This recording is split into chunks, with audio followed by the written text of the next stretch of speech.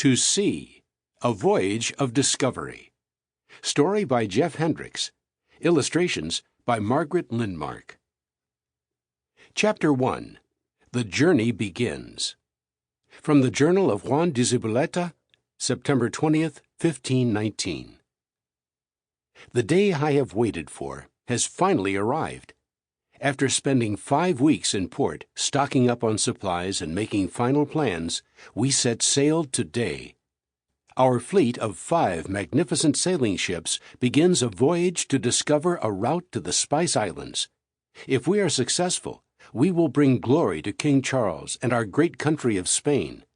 If we fail, the cost of that failure may very well be our lives. Juan de Zubileta paused from his writing. He chewed on the end of his quill pen while gazing out across the deck of the merchant ship Trinidad. He looked past the end of the vessel, where 4 other sailing ships followed closely behind.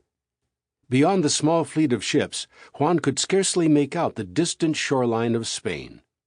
Trinidad and her sister ships, Santiago, Victoria, San Antonio, and Concepcion, had set out only a short hour ago, but soon his homeland would vanish from view.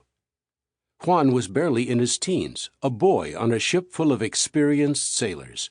But he was no stranger to the sea himself. He had grown up in a family of fishermen and had spent countless hours on fishing boats. One day news arrived in his village that an expedition would be setting out. It would be a voyage of discovery to the New World and beyond. When Juan heard the news, he jumped at the chance to try out for the crew. Saying farewell to his family, Juan had signed on as a page. It would be his job to serve the ship's officers and receive training about sailing large ships. He would work on Trinidad, the fleet's lead ship, also known as the flagship. It was a difficult decision to leave his family, but they had urged Juan to follow his dream. This would be his first long voyage on the ocean, and he could not have chosen a more exciting expedition to join. The 5 ships that sailed the ocean waves this day were known as the Armada de Moluccas. They were a Spanish fleet in search of a safe route to the distant Spice Islands through the newly discovered continent of America. Less than 30 years before, an Italian sea captain named Christopher Columbus had traveled across the ocean from Europe with much the same idea. He made 4 journeys to America. But Columbus never found a way past the large body of land that blocked the route to the Spice Islands. Spices like cloves and cinnamon were scarce in the countries of Europe and highly treasured. Most spices came from traders who made journeys across land that took years to complete.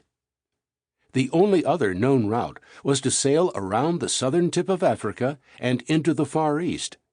This voyage also took many long months, but there were great riches for those who carried spices from these far-off lands and brought them to Europe. If a passage could be found that would shorten the journey, Spain would be the champion of the high seas. That was the dream of the captain general of this fleet, a man named Ferdinand Magellan. Juan glanced across the deck to the back of the ship. Standing nearby was the tall and confident fleet commander. Magellan was taking compass measurements and giving a stream of orders to the pilot.